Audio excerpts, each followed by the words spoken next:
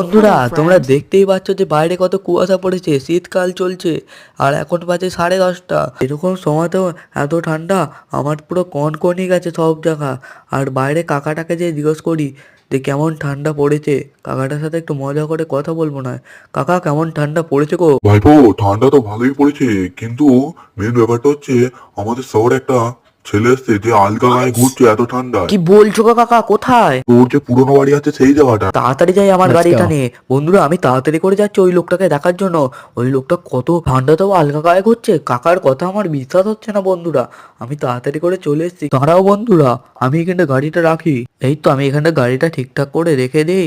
কাকা কোথায় দেখবো, একটু নেমে হাঁটা চলা করি। আরে এই তো কাকা, এই কাকাটার কথাই বলছিল।